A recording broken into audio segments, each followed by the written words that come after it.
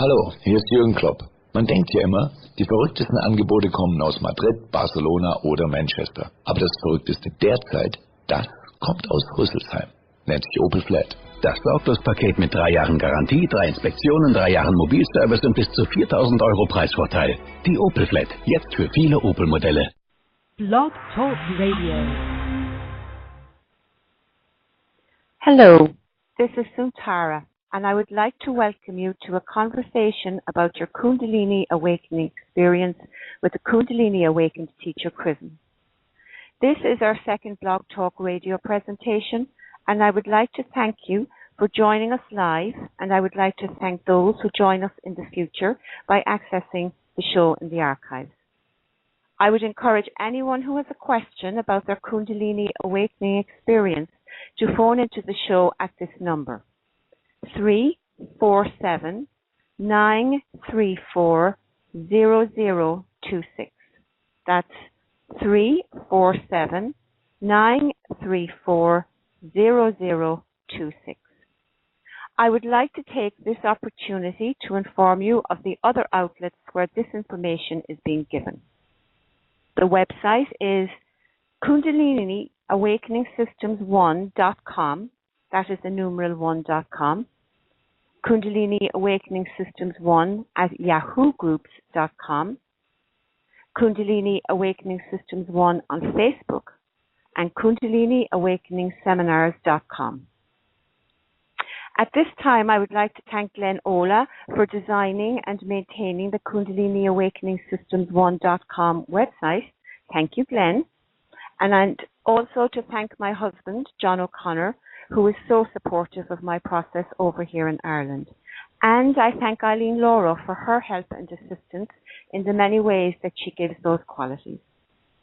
Kundalini Awakening Systems is now a United States of America public charity and has current non-profit status to enable an outreach program to assist with the Kundalini awakening that is currently expanding throughout our world. And now, for today's teachings from chrism.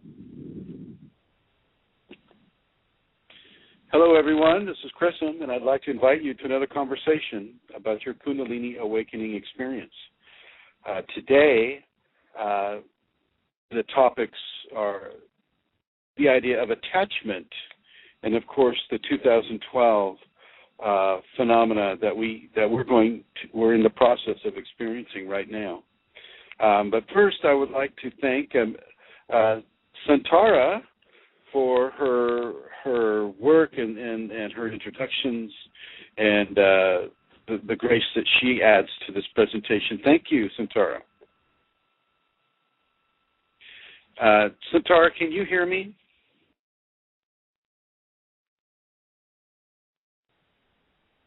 Okay. Okay, sorry, chrism. Yes, indeed, I can hear you, but I had muted my microphone, and it takes a few seconds for it to unmute. Understood. Okay, thank you. Let's talk about Kundalini attachments. But first, as I'll do with each show, I want to give a brief summary of what Kundalini is for people who are new to it that may be joining us today. Kundalini is a dormant energy, a very powerful, dormant, transformative energy that lies in the last 3 vertebrae of the tailbone, extending with activation points extending down the legs and to the bottoms of the feet.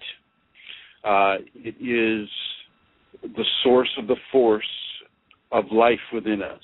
It is the force of conception. It is the force that allows us to go through the changes that we go through as a human being, everything from birth to puberty to the maturation process. Kundalini is the force of life within us, and science does not yet understand how far the Kundalini reaches into our bodies and our minds and our spirit and our understandings of consciousness.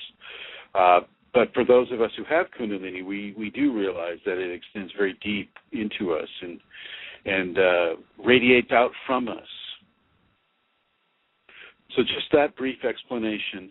Attachments are what we adhere to with regards to wants and desires or fears or some of the other concepts of holding on to that we have in our ego-based conscious lives.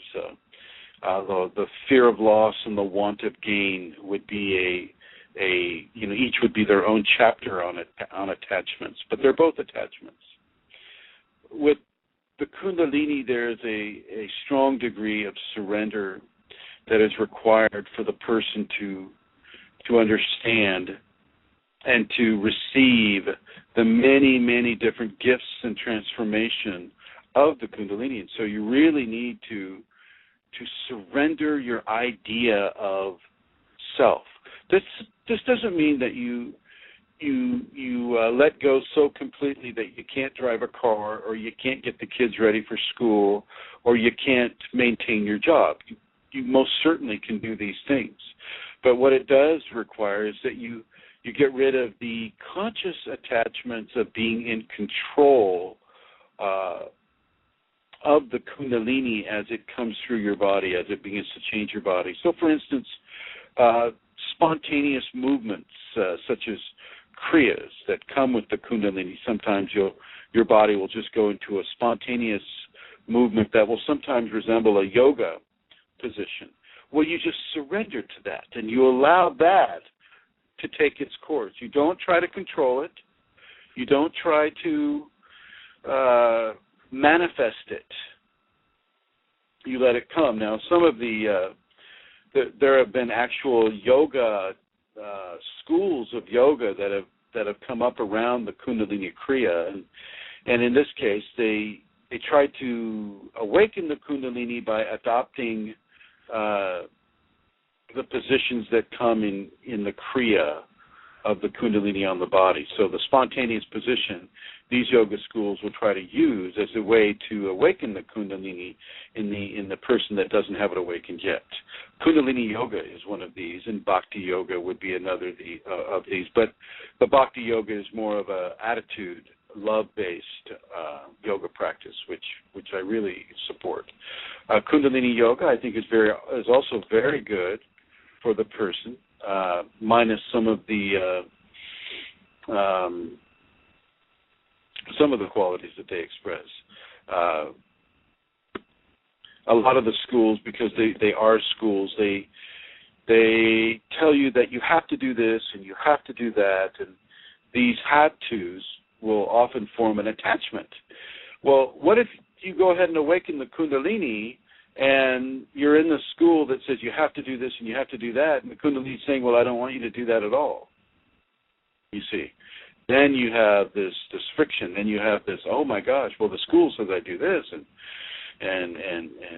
the master says I must do that, and yet the Kundalini in me is saying don't do either one. Well, I'm going to suggest you go with the Kundalini. You surrender to the Kundalini within you. You don't surrender to the school or to the teacher. The Kundalini teacher, if they're cogent of what it is they're teaching, and they have it, they understand it through experience, they'll know that the Kundalini is telling you to do a certain thing, and if they've taught a lot of students, they'll realize that, yeah, and they'll tell the student, well, you must surrender to the Kundalini, go with what the Kundalini tells you to do. And so in this way, the student is surrendering the attachment to what the school is saying and to what the teacher might be saying to the student body at large. What we must remember is that Kundalini is individual for each person. We are each individual and unique in our awakening aspects, and yet we can share many of the phenomena of the Kundalini will come to us in very similar ways. And so a teaching format can be devised. It's just that we have to remember that we come into this experience with different karma, and different karma will cause us to have a different sequence of events that are totally unique from everybody else on the planet. And so in this regard, we are absolutely unique within a process that has similarity across the board. Okay. So we give up the attachment to the teaching or to the school based upon what the Kundalini is wanting the person to do. We give up the attachments of, perhaps in the Kundalini case in our society, the West right now, we may not want to go, shouting from the rooftops that, oh, I am now Kundalini awakened. That may not be the best approach.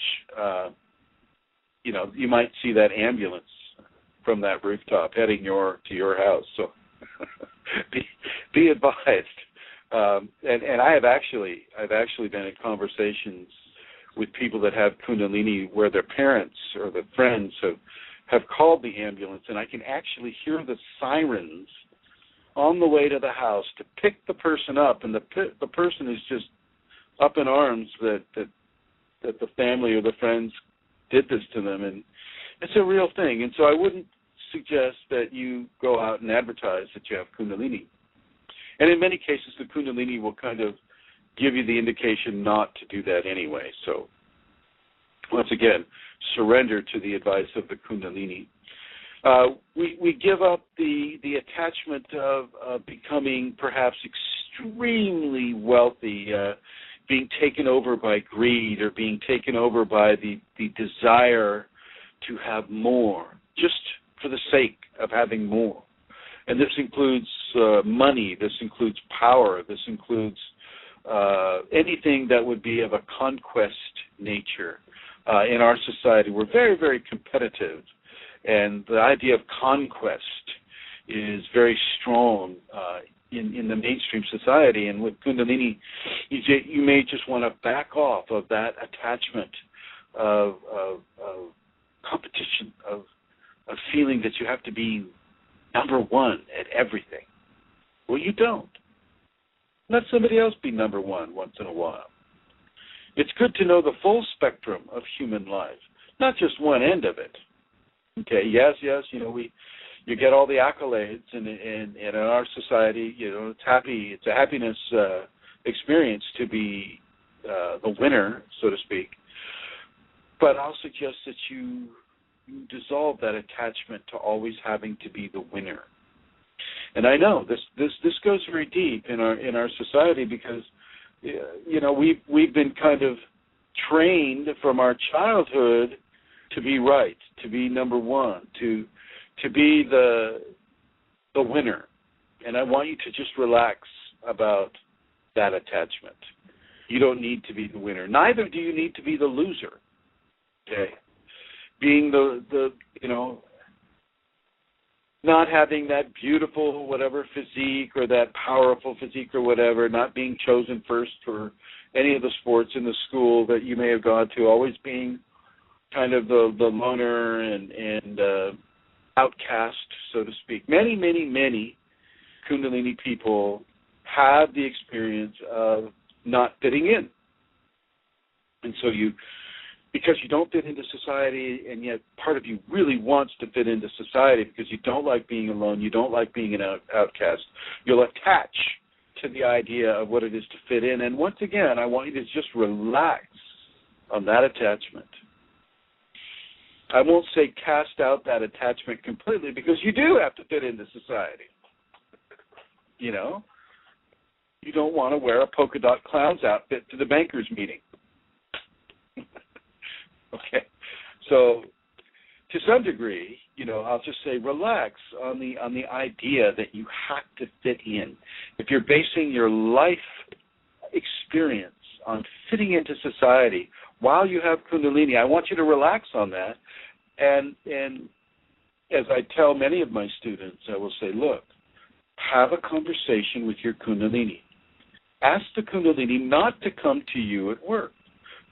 It will still transform you. It will still do all its work with you, but you'll still be able to have your job. You'll still be able to teach a class. You'll still be able to drive a car. You'll still be able to do your job so that you can provide sustenance for yourself and your family. Don't lose that attachment. That's a very important attachment to have, and we need that. What we don't need is to try to fit into the social ideas and ideologies that sometimes are unnecessary, such as having the fastest car in your neighborhood, or having the latest style all the time, or having over 100 pairs of shoes in your closet. Not that anyone listening has done that, but that type of an attachment, I will suggest that you let go of.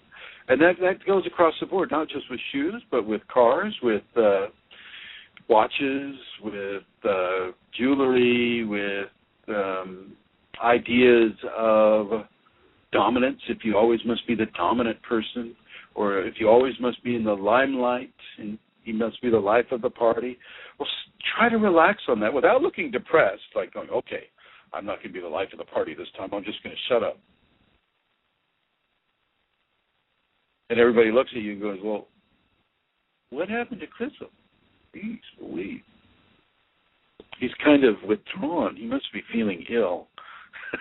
So I'm not saying make it so drastic like that. Just release yourself from the attachment and then see what happens. See how you just naturally flow. You flow with, the attitudes of the party. You don't necessarily become the one sole point or attitude at the party. So you release that attachment. You release the attachment of certain absolute statements that you'll run into in society. Schools are very great for absolute statements. Religion is wonderful for having absolutist statements. If you do this, then that will happen. If you don't do this, then that will happen. And I want you to just release it. You have Kundalini. You have the goal of all religion. The goal of all religion is Kundalini, is the oneness with the divine. Okay, you have that already. So you already know that what this book says may not apply to you or to everyone. And what that sacred text says, may not be the law of the land for everyone, even though it is given that way. It is expressed that way. This is the law of the land. Everybody who is a human being, therefore you must do this, this, and that. And, as you have Kundalini, you'll realize that religions and schools, many schools of information, are necessary for certain levels of karmic balancing and discipline inculcation within a person. So for people that haven't had a lot of discipline in other lifetimes, well, they get to go into this lifetime. They get to go into a very, very disciplined religious organization, ideology, and they practice this discipline. The problem is that if this religion or ideology becomes so big and so self-centered that it in its pride, the religious pride, it makes itself seem as if everyone must have this. And frankly, I'll be honest with you, most of the mainstream religions are this way. They give you this attachment that says, well, you must be this way. It says, ours is the only right religion. Of course, and they're speaking from a plurality of right religions. And so Kundalini recognizes this, and it will suggest that you release this attachment of absolutist ideologies from your Kundalini awakening experience. Kundalini comes to people from all religions, even the right religions. Kundalini comes from there as well, and even though these religious understandings may not know that they are heading into the Kundalini, they call it by a different name, but that's exactly where they're going: oneness with the divine and the divine flesh, or the flesh that is divine, which is what Kundalini does to our bodies. So look at any area of absolutism, whether it's from a teaching or whether it's from a religion or, whatever it is. Even other people that have Kundalini, they'll be so attached to what they have done to get Kundalini. And so if they've gone to a certain school or a certain guru, then, no, you have to go to Guru Sri, so somebody Yama, and this is the only way you can get Kundalini. If you don't get Kundalini from this person, then it's just not real Kundalini. I would like you to detach from that absolutism. Absolutism, it's a faux pas that we often fall into when we're describing things that have proven their merit for us. Okay, but it may not be for everyone. What we in a technological society in the West would accept as an absolutist, fact, may not be the same for a shaman in the Amazon basin. The two different societies may have two different understandings of what fact is. And so with that understanding, and because you have the Kundalini or you're coming into the Kundalini, absolutism needs to be flexible, which I know that, it's kind of the opposite of flexibility. But I would suggest that you begin to detach, from the absolutist statements and understandings that you have, and once again surrender into the Kundalini and feel the knowingness that comes to you from the Kundalini, and it will pertain to how you are in your society. This knowingness will pertain to how you relate to society and how you will best prosper in this society, being Kundalini awakened at the same time. Attachments to certain ideologies or certain understandings can provide blockages. And because you see a certain thing as an absolute truth, it must be this way. And the Kundalini in you may say, well, no, not necessarily. You may have a lot of emotion wrapped up around that attachment of, well, it must be this way. And the Kundalini will either look at that and go, okay, they are so into that attachment, we'll just go ahead and activate them with that attachment, or we're just, this attachment is very unhealthy for them. We're going to go ahead and go through this attachment right now. We're going to get rid of this or help them get rid of this attachment. So the Kundalini itself is very, very flexible depending on your karma about how and when certain blockages are going to be removed. But I would like you to know right now, before you have Kundalini perhaps, and even as you do have it right now, to let go of your attachments of what must be. Kundalini in you knows what must be. Your consciousness or your ego does not necessarily know. So surrender that ego control over the choices and decisions that you make about your life as much as you can within the parameters of your unique position within the Kundalini awakening experience. Really give up the ego control to the Kundalini, and don't worry, it doesn't mean you're going to run naked down the streets. You might run naked in a forest, where nobody can see you, which is, that's a fairly common thing with Kundalini awakening. But you won't do anything really that will hurt you. It may surprise, so for instance, if you decide to get rid of an attachment that has a cascade effect on many of your attachments, so like the domino effect, if you knock over one attachment and yet this attachment is connected to all these other attachments, well then it'll make a big wave in your life, and those people who are also attached to the situation that you're releasing Well, they'll notice it, and they'll question you about it. They'll query you about it. It's like, well, chrism, how come you're not buying that 100th sports car? I mean, God, we all got hundreds of sports cars. Well, how come? Oh, you're moving into limousines. No, I'm just kidding. There was one guru up in Oregon who collected Rolls Royces, I believe, to the tune of like over 300 or so. And I'll suggest that you give up those kinds of social-oriented attachments.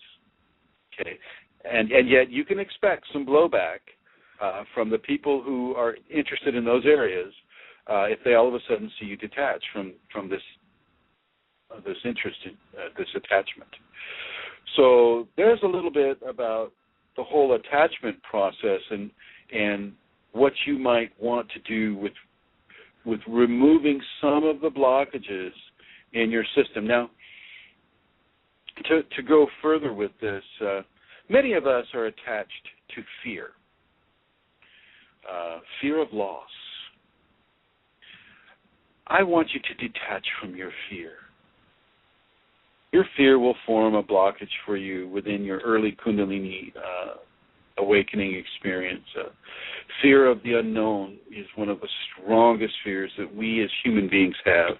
And I want you to really look at your fear of the unknown and begin to trust that the Kundalini in you knows you very well, knows you better than you know yourself, and will not allow anything to come to you that will be of a extremely hurtful nature. It may challenge you for sure. We often need to be challenged in order to grow. And so we will be challenged by new experiences.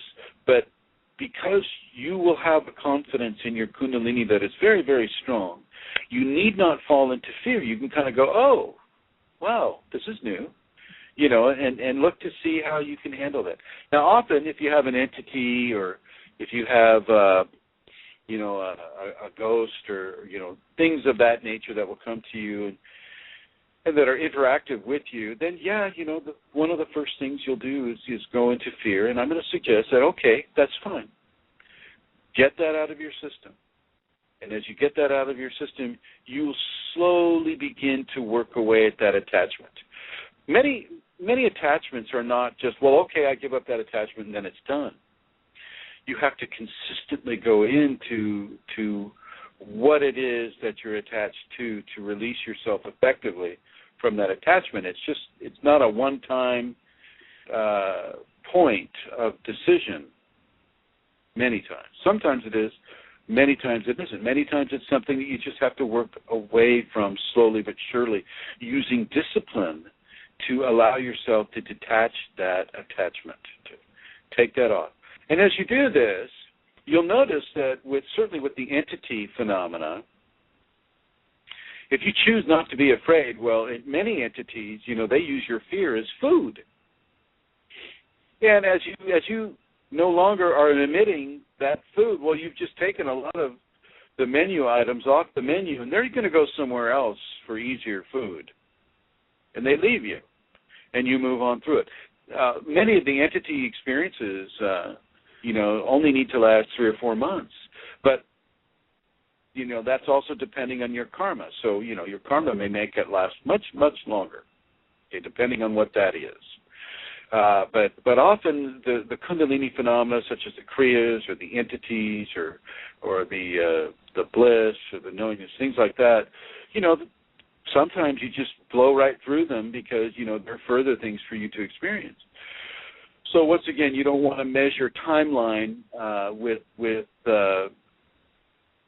other people because, karma will set the timeline for the individual experience.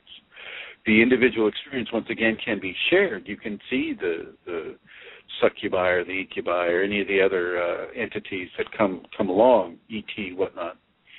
But the time duration that you deal with it will be different from, with each person. Sometimes it'll be a small difference, but it'll be different. So look at the attachments that you have to fear. Kundalini may ask you to lose an attachment that may ask you to change your job. Oh my God, this is how I make money. This is how I survive. Well, if it is a strong enough impulse from the Kundalini, I'm going to ask you to surrender to that impulse. Yes, you may not have the amount of funds that were flowing as before, but your Kundalini, once again, has a greater understanding of your pattern of probabilities. And you know, within that knowledge of the Kundalini's greater understanding, I will suggest that you surrender to it. So it's not always an easy thing to do, to just resolve an attachment. It can be very, very difficult if you're used to having millions and millions of dollars to spend every month.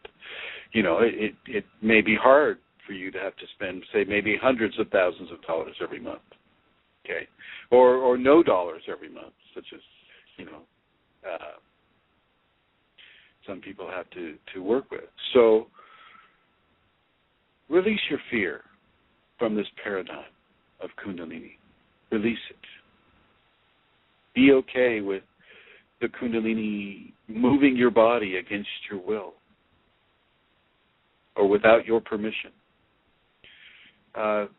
Don't always go to the worst case scenario. Don't always, fly off into a panic if your heart rate goes, extremely high or extremely low, or, if you start having waking visions that are beautiful or disturbing. Don't go into the worst case scenario. You realize, okay, I've got Kundalini. Kundalini's showing me, teaching me something with this. And one of these teachings may be getting used to something that is absolutely strange and different from my experience. Choose to be okay with it. Okay, so watch out for that fear attachment. The fear attachment is what can cause people to have Kundalini syndrome, where fear is forcefully injected into the Kundalini awakening experience, and then everything that happens from a Kundalini level is fearful.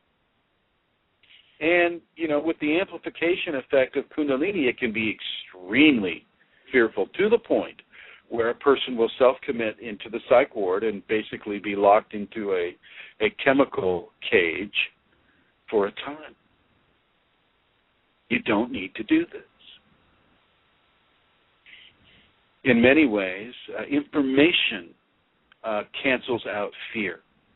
So the more information you can get about your Kundalini awakening process that is not itself fearful, the more power you have to stay balanced within your Kundalini awakening experience, and to really receive the joy and the goodness and the bliss and the happiness and the harmony that can be experienced with the Kundalini. Just take out that fear impulse.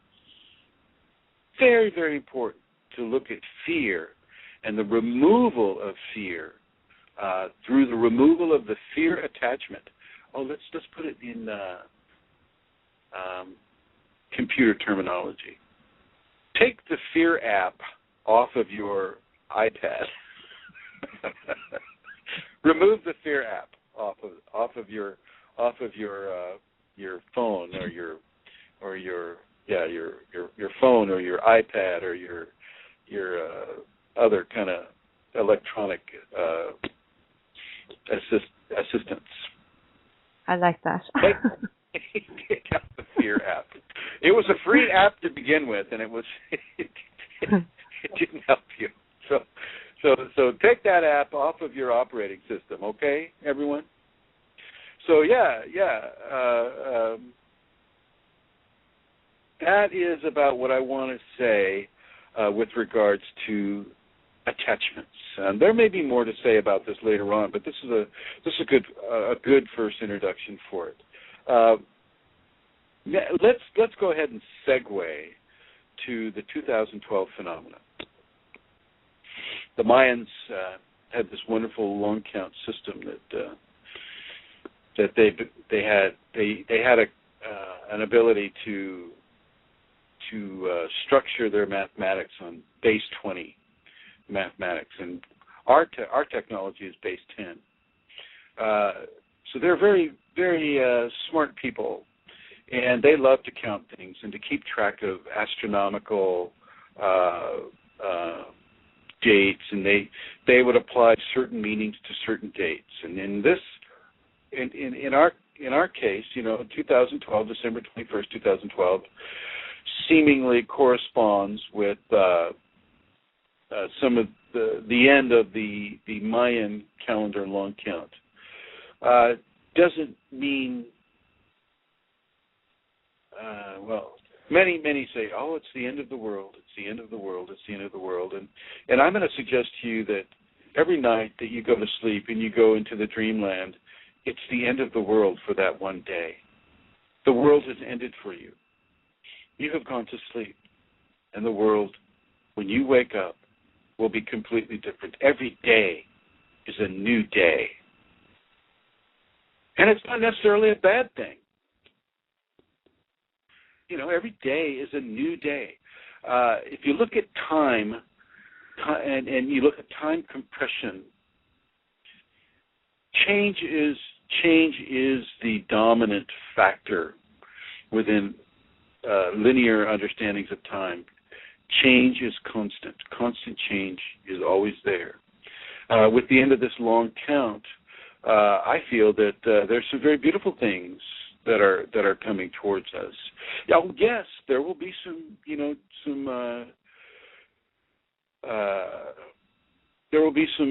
structural changes within the earth for sure, and that's always happening as well. I mean, Japan had that earthquake 7.3 off the coast of Japan just a little while ago. So that is always occurring.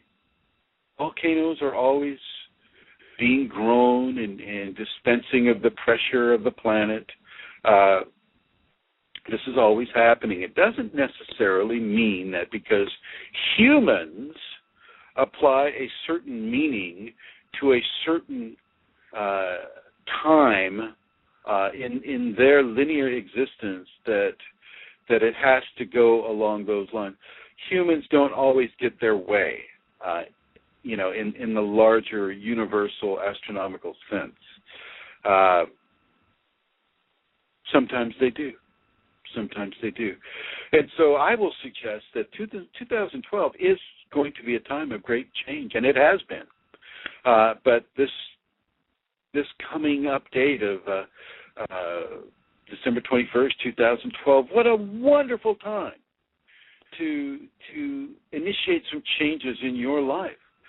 Make them big changes. If you do the long count thing, make the long count, the Mayan long count, make that really count in your life. Make some big changes and stick with them. And if we do get some sudden earthquakes or planetary disruptions, I'm all for it. I am all for it. Change is not, change is change. The quality of the attitude that we put on it is whether or not we're going to be hurt or pleased by that change. And I'm going to suggest that you just allow your Kundalini to chart your changes, even within the Mayan calendar's long count. This is a wonderful time to be alive. Yes, with all the difficulties, the death, the destructions, the hurts that people inflict upon other people. This is still a beautiful world to live on and a beautiful time to be alive. And I want you to look at all the hype that we have about 2012 and, renting the movie 2012, which I really enjoyed. I loved the special effects were very entertaining, I felt. Don't worry about 2012. Do not let fear set in. I always counsel people to have extra water and extra food. And I will reiterate that. I would like you right now, before your end of the world party, to go out and get extra water, enough for a couple of weeks. You have to understand, I live here in earthquake country. I love earthquakes, but, I understand that they can be extremely damaging and hurtful, but less so if you have a bug-out bag. And for those of you that don't know what a bug-out bag is, it's a backpack that can hold some water, some food, some tools, some clothing, and various matches, batteries, flashlights, various things that you would need to survive for a week or 3. Okay? And if have that in your house as well. Have some canned goods that have water in them, like say canned peaches or things of that nature that have like a water with them, so that you get water with your meal already. Water is the biggest thing that you're going to need inside of any kind of a big disastrous change. You're going to need water. You'll need water before you'll need food. So water is the top priority. Food is the second priority. If you live in a cold climate, then you need to be able to stay warm. So it comes down to the basics of survival. In many of these, if you live in a cold climate and you have an earthquake that knocks out the electricity, well, what do you have then? Not much. Okay, your heater's gone, your communication is probably gone, your food storage, your refrigerator's gone. Okay, so I would like all of you listening to this to stock up. And unfortunately, canned goods, they may not be the best of quality, but they last a long time. They last a long, long, long time. And many of these canned food items, they're a meal in a can. A meal in a can. And they're very, compared to other, fresh food sources, they are more affordable as well. So, this is my advice to you. Stock up on the water. Stock up on the different canned goods, from canned corn, canned spinach, chili, vegetarian or otherwise, tuna packed in water, these things of this nature. You might want to steer away from those food products that require you to mix water with it, because there you go. You've just used some of that precious, precious, precious water. I would like you all to have a Swiss Army knife and a can opener, not an electric one, not a battery one, but a hand-operated can opener. Know how to use it. Go out there today and give yourself an early Christmas present and buy yourself a can opener. If you can afford to, get a water purification unit. These are these little pumps, and they pump in water that is dirty, so to speak, and it goes through a filter inside the mechanism, and out comes clean, potable water. Make sure you boil it first if you have the availability to do that. If not, then hydrate yourself with that water.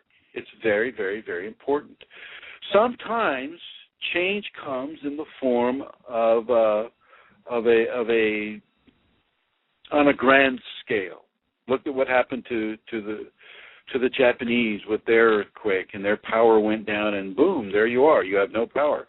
And with the earthquake, many of the earthquakes here in California, the devastating one, boom, you're without power. And you have to learn how to survive without power for an extended period of time. And I want you all, because you're all precious Kundalini people, I want you all to be able to survive whatever comes. And if there's something coming on Friday, December 21st, 2012, then I want you to be prepared to survive it. Okay? Have the party, but have that bug-out bag too. The nice thing about having stored supplies is you can eat your investment. You can drink your investment. If nothing happens, wonderful. Just remember, here's the lessons of Y2K. Okay, Y2K, year 2000, the computers were all going to go down, and it was going to throw off the electrical grid, and we wouldn't have power, we wouldn't have electricity, and we'd be thrust into the dark ages. And so everybody started to prepare for that kind of a disaster. And you got these wonderful, wonderful books of preparedness, which I suggest you get. One of them is, I think it was called the Y2K ARK, A-R-K. Wonderful stuff, and it teaches you how to be self-sufficient. Self-sufficiency is a good thing. Self-sufficiency. And there's also a television series called, well, all the electricity goes out on the planet, and so, you know, people have to go back to the old pioneering ways where human or animal power was that which turned the wheels, or that which allowed us to survive. And so I want you to really, really, really connect with your self-sufficiency. Connect with that. And once again, detach from the fear. Detach from the fear of you know, not having society the way you're used to having it. Go ahead and have your you know, December 21st party. I'm going to go out and I'm going to have a good time that night. I'm planning on having a great, wonderful honoring of the end of the Mayan long count calendar and the beginning of another one. You know, just because one long count ends doesn't mean another long count doesn't begin. I say let's begin it with love and beauty and joy and happiness. You know, and honor the change that this would represent, certainly for the Mayan people. You got to remember, you know, it's the Mayan people that had this long count. You didn't have every other society on Earth did not, you know, go along with this long count. Now, some of the Hopi traditions line up with this, and some of the many ancient traditions do line up with this long count. And so, you know, I honor that as well. I see the repetition in society, and you know, in the many different societies, and I welcome that. I welcome that, and I say, okay, more than one civilization is lined up with this long count. Not all civilizations, but more than one. And so let's look at the efficacy of these two civilizations saying similar things about a similar date and time. And okay, you know, that allows us to look into this with a little more seriousness. I know NASA is debunking it, the government's debunking it, and everybody's debunking it, but not everybody. But what I see happening with the 2012 is the beginning of a glorious new paradigm. Even though it may start slow, I see it as the beginning of a new age of, and forgive me for using that term, a new period of self-awareness, where people that have Kundalini, you know, to bring it back to us, people have Kundalini have a greater blending into society, and society has a greater understanding of something that we know of as Kundalini, allowing a greater understanding of the spiritual process and the spiritual evolution that we have available to us through the Kundalini on this planet, allowing for that to be accepted rather than locked away in a padded cell with, you know, drugs being given every day. I look forward to that new long count, the long Kundalini count. So you heard it here first, folks. After Friday, it's the long Kundalini count, and I, for one, and I hope that you as well, will join with me into bringing the beautiful Kundalini count into its existence on the 21st of December, and I'm having that Shakti Pot as well. So that Shakti Pot will last 7 days, and we will go through our normal Shakti Pot practices, and yet, oh, how so much special this one is because of the overture of change and the portent of change that is being spread throughout all of our societies right now. And, you know, you hear it on the radio, 2012, December 21st, great change is going to occur. Well, let's embrace that change.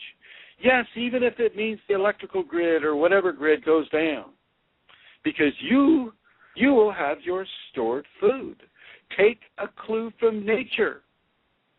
Before winter, what do the squirrels do? They store their food. What do the ants do? They store their food. What do many insects and animals do? They store their food so that they will have it when they need it. Well, hello, humanity. Get some food stored away.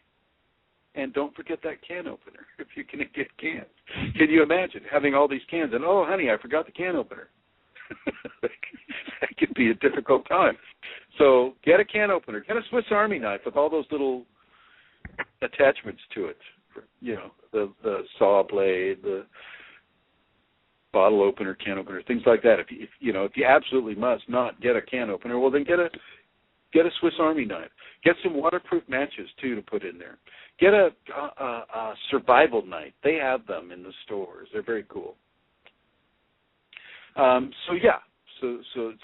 that's my brief outline for the year 2012. I see it as a very positive event, very beautiful event.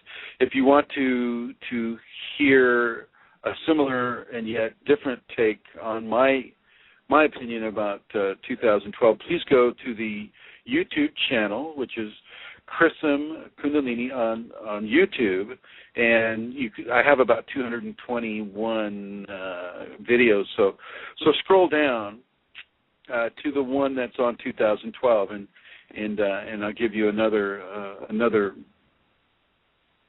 some more information about that.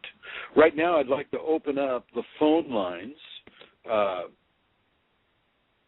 for our conversation. If you'd like to call in, the number's 347-934-0026. Once again, that's 347-934-0026. I would like to also extend a warm welcome to those who visit us in the archive at a later date. Welcome, everybody.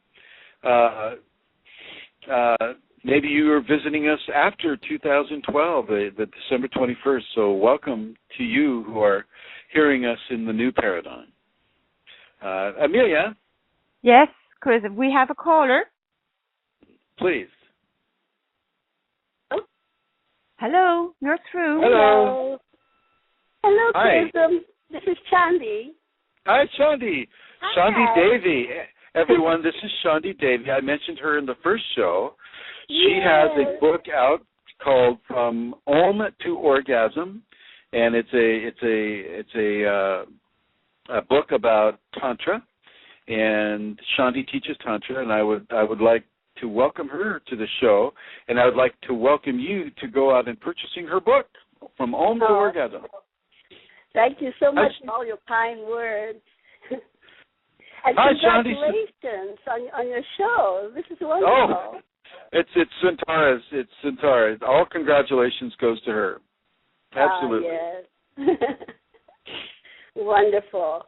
I found your topic very intriguing, talking about attachments. Yes. And I totally agree with what you said, Well, the attachments, we have the most important attachment that I feel that would be healthy for Kundalini awakening people is to get rid of the fear attachment, the fear app. Exactly. You know what? How I handled it. Whenever I'm, I have like say a fear or anger or whatever negative or dark attachment that might come up. I just remind myself it's all about choices. So I say, okay, I have a choice. I can be fearful, or I can come from love, or I'm angry, or so I have a choice. Do I stay angry and make myself miserable, or do I just let it go and be happy? But it's about making the choices. And that's a very good technique. I like that. Yeah, but, it really but helps. with the Kundalini though, Chandi, as you well know, sometimes you don't get a choice with the Kundalini, right? You don't what? Oh, get a choice. Sometimes you don't get a choice with the Kundalini. Well, you have a choice as to how you react to whatever. Whatever happens. Your response. You have a choice in your response, and this is so true, Chandi. You get a choice in your response, and really, I'm really happy that you brought that up, because that really is the crux. how do you choose to respond to the new scenario that is being given to you, the new body, the new movement, the new understandings, the new perceptions? Right. Yeah. Yeah, that's very helpful. And you get to self-analyze, and because basically you're responsible for how you react to anything. It's not. And often that's part of that. That's often part of the Kundalini test as well. It's like, okay, we're gonna throw this challenging situation at chrism here, and let's see what he does. Yeah, exactly. Don't we know it? Oh my gosh. Yeah. So guys. what does he do? Does he choose to be fearless? Does he choose to forgive? What does he choose to do? And that will, that's often how we evolve on a spiritual level. Spiritual evolution is basically a matter of choices. Yes. What choices do and we make? It's always a test. I feel that we're always being tested. And, yeah, absolutely. If you pass the test, then you have evolved, and now you go to the next grade. Hopefully you don't have to repeat, the second grade over and over. So. Well, sometimes we have to repeat the class. Exactly. Yeah, it's all good. Wow, Shani, it's so nice to hear you. Yes, it's nice to hear you too. And everybody, Shani, can you give everybody your show's time and address and things like that? I haven't done the show in a while. I've been involved in some other things that I couldn't stop. So I've put my show on hold, but it's on Blog Talk Radio on Karma Cafe, and I believe the site is Chandi Devi 1. Okay, there you go. Can you repeat that for everybody? Okay, I hope this is right. It would be blogtalkradio.com /Karma Cafe, I believe. And if that's not it, it's Chandi Devi 1.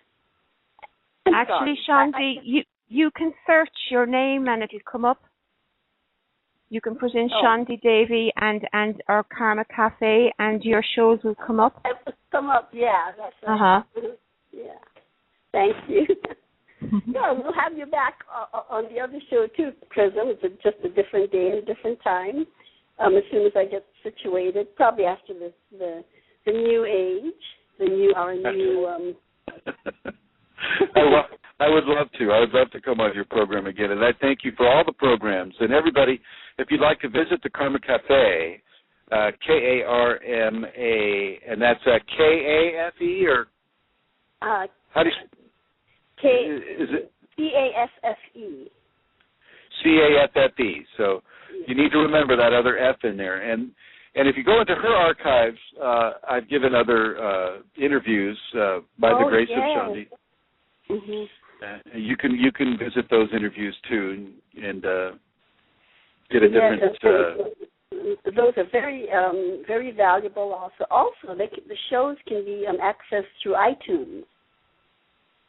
Oh. So if you go to iTunes, you should be able to download it and listen to it at your convenience. Just go to iTunes and Karma Cafe. Mm-hmm. iTunes at Karma Cafe. So for those who have that interest, and have the availability for iTunes, definitely suggest you look into it. Yes. Thank you, Shandi. Thank you for coming on. And thank you, and good luck, and congratulations, and I enjoyed the show very much. Thank you so much. Okay, all right. Happy 21st to you as well. Amelia or Santara, yes. Do we have any? Is there? Did you mention before the show there were some questions? Well, there was a question here that that was emailed chrism. Will I read it? Yeah. It says, I keep having dreams and nightmares about disaster scenarios, and I am not sure if it is symbolic K-dreaming or premonition dreaming or just my ego, because I feel quite fearful about 2012. Well, that last statement right there is enough to color your dreams. Not to say that disasters don't occur. Absolutely. Disasters occur everywhere on this world. It's a fact of life here. I mean, if you step on an anthill, well, a disaster just occurred for that anthill. Okay? So, yeah, disasters can occur. And, worldwide disasters can occur as well. Monsanto, I would call a worldwide disaster. Okay, it's just one that's slow motion. But, yeah, disasters will occur. Don't be afraid of disasters. Just don't be afraid of them. Be prepared for them. Take strength from your preparation. And don't get OCD about preparing either. You can get so wrapped up in your fear about a disaster that you'll try to cover every angle. I don't suggest you do that. Just go with the basics. Find the reason why you're afraid so much about a disaster. Is it the change the disaster portends?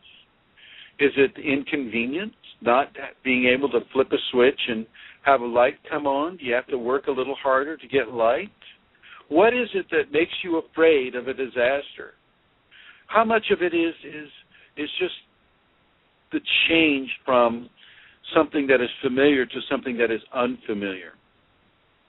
Granted, you don't want to be in a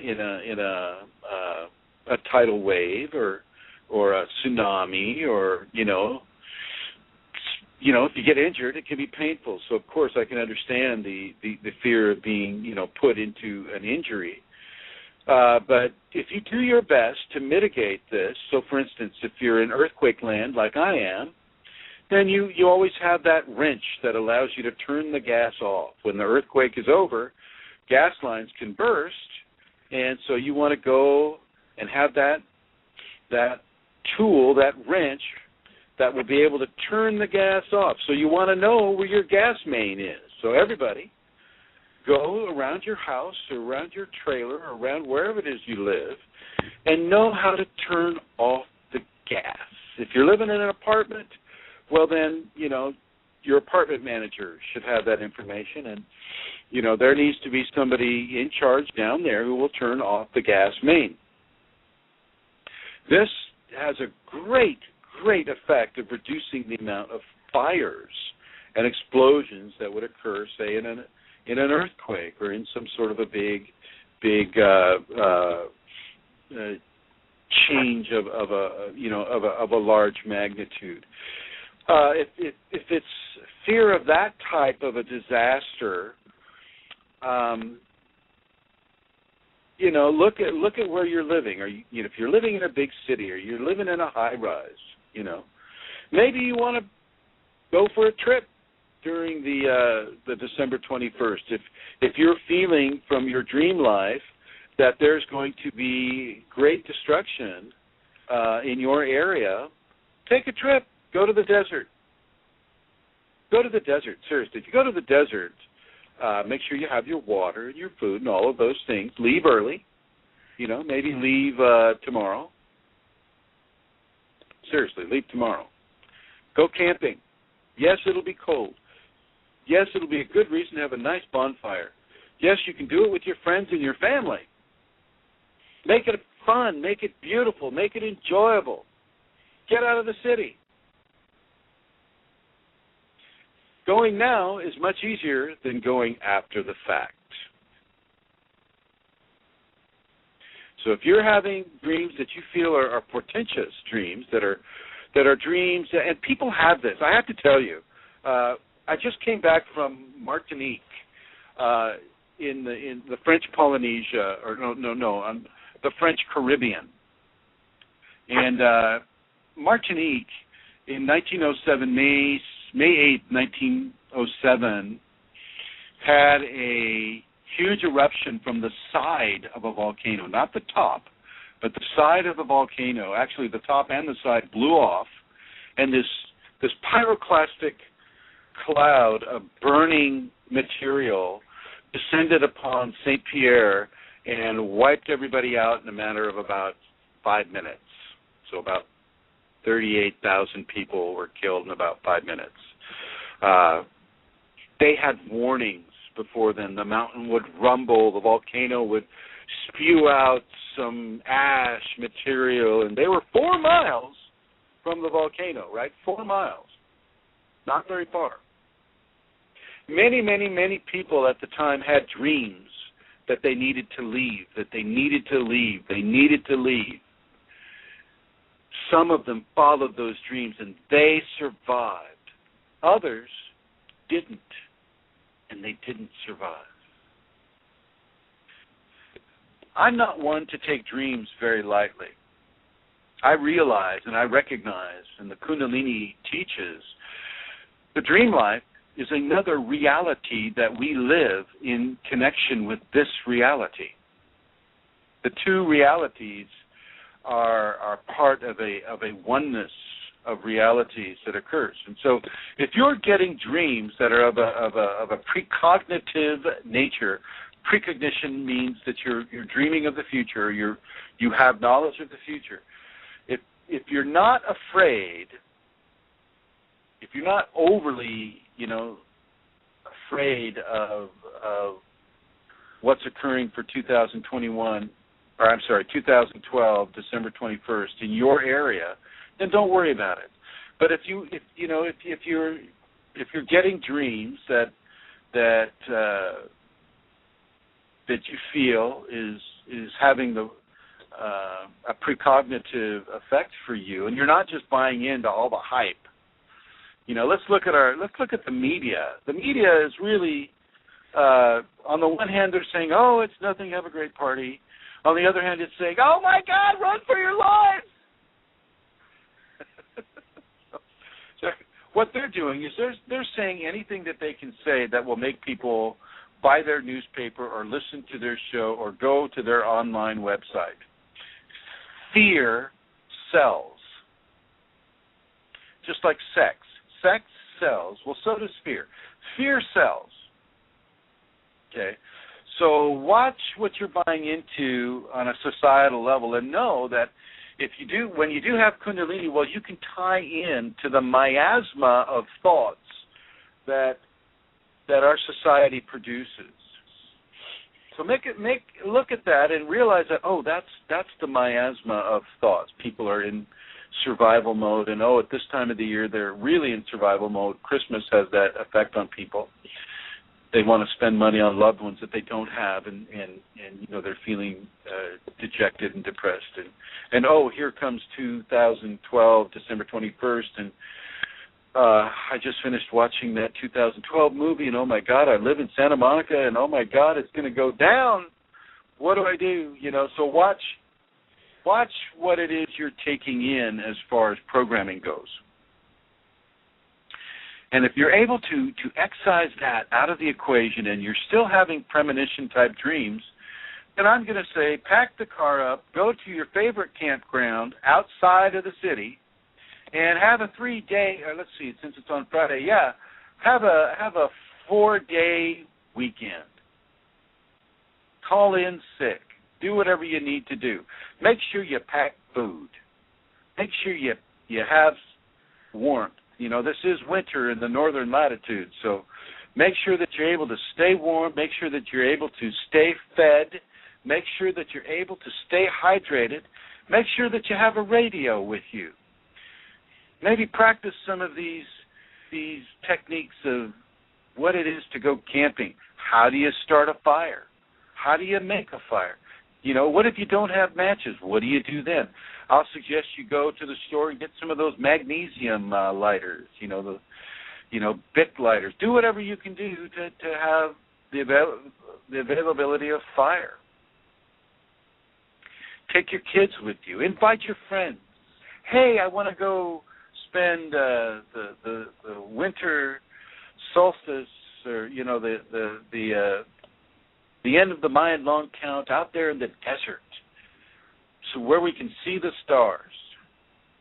Go out of Los Angeles. Go out of San Francisco. Go out of New York. Go out of Atlanta. Go out of New Orleans.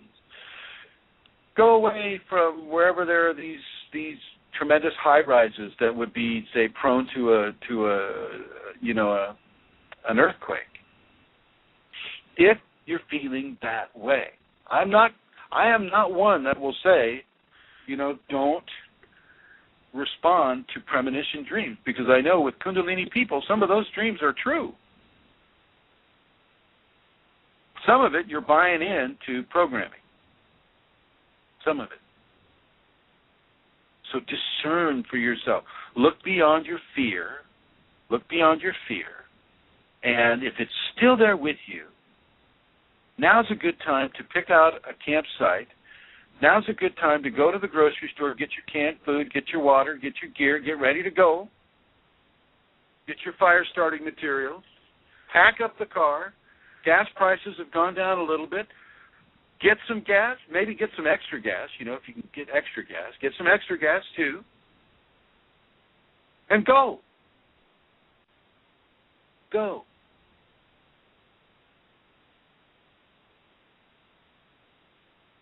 Nothing wrong with taking a little camping vacation.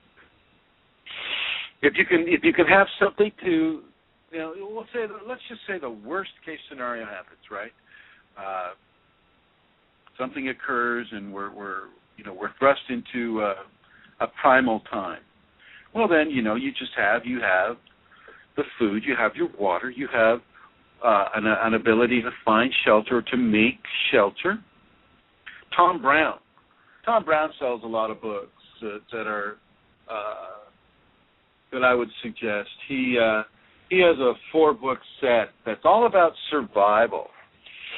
It's not necessarily survival within a disaster, but sometimes some of it. He has one on suburban survival techniques. And so, for instance, let me give you a for instance. So, for those of you that are living in a cold climate right now, like say Chicago, New York, Buffalo, some of the northern areas. If all of a sudden the electricity went out, well, how are you going to stay warm? I mean, geez Louise, it's cold in Chicago right now. So one of the things that you would do is you would stuff newspapers and plastic bags and things like that into your jacket, into your coat. Because what they do is they further insulate you. They keep your body temperature as a source of heat for yourself. So that's one technique. Who would have thought of that, right? Well, what Tom Brown writes is he says you go out along the street and you look for any kind of clean trash that you can put into your jacket. Look for newspapers, old newspapers, or plastic bags, or things of that nature. Even leaves will help to insulate you. Okay, and what chrism will tell you to do is to get some DMSO, mix it with some water. 70% DMSO, 30% water, and clean your digits very well. Clean your fingers very, very, very well. Clean it with alcohol, or preferably something like vodka or something like that, not the toxic alcohols that they use to sterilize wounds with. Clean that first, and then put it on your lips, on your ears, anything that would get frostbite. If you have DMSO in your system, then you'll be safe from frostbite for a good amount of time. This they discovered in Minneapolis in the 60s, and that was with a lower concentration of DMSO as well. You can get that at your health food store. Okay, but be very, very careful, because DMSO is a liquid hypodermic, and so whatever's on the top of your skin will go into your bloodstream. So make sure that whatever DMSO touches is as sterile as you can make it. Okay? And of course, I don't suggest DMSO for any kind of medical treatment or consumption. I'm basically quoting from what the surgeon in Minnesota discovered when he saved a person from frostbite. So there you have that. I am not a doctor, and of course I will state that under no circumstance should you take any kind of medical advice from me. But you can take survival advice from me. And that is being offered as survival advice. Santara? Yes, chrism. Are there any more questions? Yes, this one isn't about 2012. It came in early, but I'd like to read it.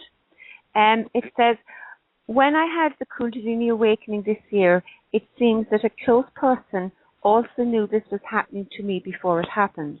The person told me about some of the symptoms I may have, and this helped me as I went into the Kundalini experience to let go and not fear. When I went to email this person, he had already congratulated me. I didn't know what had happened, and the word Kundalini wasn't used. Not until I did research did I find that I had something that people call a Kundalini awakening. Have you heard of this before, and could you comment on it? Sure. That, having knowledge of Kundalini, if you already have Kundalini and you see somebody going through the symptoms of the awakening, it's fairly simple to realize where they are in it. If they're in a certain spiritual practice or in a certain belief system or something of that nature, and the person who is doing the observing already has the Kundalini, well, there's a certain level of knowingness that comes with that. The Kundalini may even communicate it to the observer directly. It's like, oh, she's coming into Kundalini. She's about maybe a week off from having a spinal sweep or the actual marriage. When you're Kundalini awakened, you're privy to such knowledge. You can have that. You can see that. You can feel it. You can know it, and you can give an email to the person, giving them a congratulation before they even know. So that's a fairly common trait among the awakened Kundalini people. So congratulations to the caller, to the person who asked the question, for having the Kundalini and having a friend who is able to see it in advance. How cool is that? Okay, well, we've also received some inquiries about donations and how to financially support Kaz and the teacher. And one inquiry asked why there was no donation icon on the website, because she said there's donation icons on every website that she visits. And I'd like to address that, if I may, in a moment. But also there was an email from Pat who said, chrism, your videos on YouTube and your articles on Facebook have been a godsend to me, and I would like to support you in your work, but do not know how to go about doing this. So if I could just say to Pat and to others who have asked about donating and supporting chrism and the work that he does, I would like to say thank you. This support is necessary and very much appreciated. And as I mentioned in the introduction, Kundalini Awakening Systems, or CAS, is now a United States of America public charity. However, although non-profit has been granted, the paperwork is still in progress, and this must still be completed before that donation button can be installed on the CAS One website. So perhaps in the meantime, until that donate button can be activated, I'd like to encourage you and invite those of you who want to support Kaz and her teacher to send your donation through the post. And so if you have a buyer ready, I'm going to give you the post or the snail mail address. And that is Christopher Mitchell, P.O. Box 2663, Santa Rosa, California, 95405. That's P.O. Box 2663, Santa Rosa, California, 95405. And also, if you want to send in any questions by email for the next show, you can send them to kundaliniawakening111@gmail.com. And chrism, there was another question. It actually came through the Facebook site, and it says, chrism, I am on your YouTube watching your most recent video on 2012. I have a strong feeling nothing dramatic will happen. What are your thoughts? Kundalini doesn't seem to give precise premonitions, I think, or maybe it does. I am feeling confident these days, but I don't want to be complacent. Well, I would just suggest that, first of all, I'd like to say thank you, Amelia, for posting that. I do not charge at this point, and I don't want to charge anybody for this information. I know when I had it, I didn't have any money, and it was really hard sometimes, and so that's why I don't like to charge for this information. Well, I think most teachers in the West charge specific payments to receive their teachings, and you've never done this. And, you work 24/7 for CAS, giving the teachings with love and devotion and service without setting a fee. So I think for those of us who receive comes the opportunity to give for this grace. So I would like... Right. Okay. All gifts are appreciated. All gifts are appreciated, and I thank you for that. And I do have bills to pay. My big computer just went down today. I'm talking on a laptop now, and that'll probably cost to get fixed as well. Anyway, to the so person. Paulina, it was Paulina on Facebook, and you've actually answered some of them. Yeah. Paulina, hi Paulina. I know you. I think on Facebook. You do. And yeah, I think it's going to be okay. A lot of the Kundalini dreaming, if you're in an area that's going to get demolished, like the people in St. Pierre and Martinique, you would be well. You do well to listen to those dreams. Absolutely.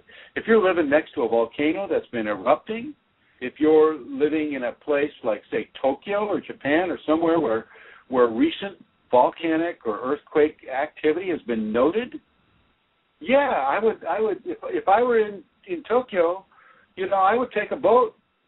You notice that's the safest place to be, really, in a tsunami is on a boat. It's not because the big wave comes. It's not a big wave really in that way at all. It's just that the entire sea just lifts up. It's just lifting. If you look at any of the videos of the tsunami for Phuket, it's a lifting of the sea, not a surfable wave that you can get on a surfboard and wave. It's not like that we've noticed at all. But if you're a boat, being out to sea is one of the safest places to be in regards to tsunami. But if you're in a geographical location where traumatic phenomena has already been occurring, then yeah, I would leave the area, definitely. But if you're not, if you're in an area that has up to this point been very, very quiescent or quiet, then yeah, I would have I love to say it. I'd have an end of the world party and a beginning of the new world party. So an end of the world and a birth of the new world, the birth of the new paradigm. When it goes 12:01 on December 21st, wherever you are, well, you make a toast to this new world. Whether you're, if you're in the middle of an earthquake, it might be hard to hold the fluid in the glass. I understand, but if you're not, then make it a joyful beginning. Start this new long count joyfully. And Paulina, definitely have your backup stuff. I know where you live, and I'm feeling that you're living. You're actually in what I would consider to be a fairly safe zone. But I would say have that bug out bag. Put in the canned food, get the water, get the matches, get whatever you want to put in that you might need. Get that can opener, get that Swiss Army knife, get some clothing, extra shoes, extra socks, whatever you need to be out in the wilderness for an extended amount of time. Get that ready and just put it in the closet. Put it in the trunk of the car. Have it when you need it. Have it when you need it, if you need it. If you need it. Now, let's see. You may suffer electrical outages. This can happen. And so that bug-out bag will once again come in handy because even though you'll still have your apartment or your house, wherever it is you're living, But you may not have the availability of food. So your canned goods, and you may not have water to pump from. You know, most water in the Western technological societies, it runs on electricity. You get it because of electricity. You don't have electricity, you're not getting your water. And so make sure, Paulina, that you have a good, 9 gallons of water in reserve for yourself. And if you're living with your family, get even more. And remember that no longer do you use water to brush your teeth with. No longer do you use water the way you did. You don't wash your hands so much. Okay? Water's a precious resource, in that type of a situation. But Paulina, I think you will do wonderful. And Paulina, I thank you for listening to the show and writing in. Thank you very much. And it's good to hear from you. Okay. And there's another question, chrism. We have time. We have 4 minutes, and you have addressed some of this, but I'll read it for you. It says, chrism, a year ago, everyone was predicting mass disasters, and for sure there have been some, but I would suggest nothing more than is normal for our world, at least up to this point in time. I am observing how many of the people who spoke quite adamantly about the world as we know it coming to an end have been modifying their perspective, just in case they will be proved to be wrong. Would you comment on this, please? Like I said, fear sells. So whatever, they wanted, if they wanted to get noticed, then they would say the disasters are coming. Oh my God, run for your lives!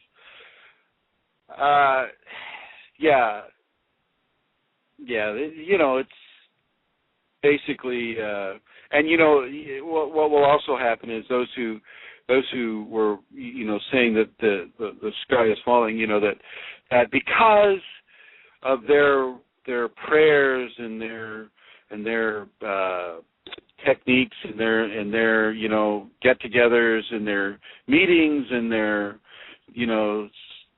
sacred gatherings that they were able to stop the great demolishing disasters from happening, and that's why it didn't happen. You're going to get a lot of that too. A lot of that happened after Y2K as well. So, what I say to that is I say, hey, okay, whatever. You look at how they're modifying it, and you just kind of forgive them maybe for some of the panic that they may have caused earlier. And, you just kind of, their spiritual evolution, what they give out is what they may receive at another time. I feel that it's more of a geographical thing. I've always kind of seen it as a happy new world type of scenario, but I also understand that disasters happen. I mean, the Loma Prieta happened. Earthquakes happen. Tsunami in Japan happened. Tsunami in Phuket happened. So these things do occur, and I'm certainly not going to say that they don't occur. I am going to say that that you can prepare. You can have a way to survive them, and for those that are spreading fear, well, I'm going to say don't buy into it. Don't buy into it at all, and it's nice to hear. The person is not falling into that, and I tip my hat to you. Well, we actually have another caller online, but we don't have time to go to that caller. Let's take it. Okay. Okay, 1 second now. Hello, caller. Hello. Hi, you're Hello. through to chrism. Go ahead. Hello. Hey. Hi, chrism. This is Jeffrey from Florida. I wanted to ask you, I've been doing your system for several years now, and it's absolutely been life-changing and wonderful. I've had about 12 spinal sweeps over the last several years. They always stop at my third eye. We're going to go out of time, guys. I wanted to ask you if you had any thoughts on how to get through these types of knots. I'll cover it in my next show, my friend, but you can privately email me, and I'll respond to you as well. Thank you so much, Chris. I really. Is this Jeff? Yeah. Okay, I'll respond to you, Jeff. I really am everybody. grateful, chrism. Thank you so much. You're welcome, my friend. Hey, everybody, Happy New World. Happy New World. Toasting the new world and the new count, long count. Thank you, chrism. All right, thank you, Santara. Bye-bye. Okay. Bye-bye.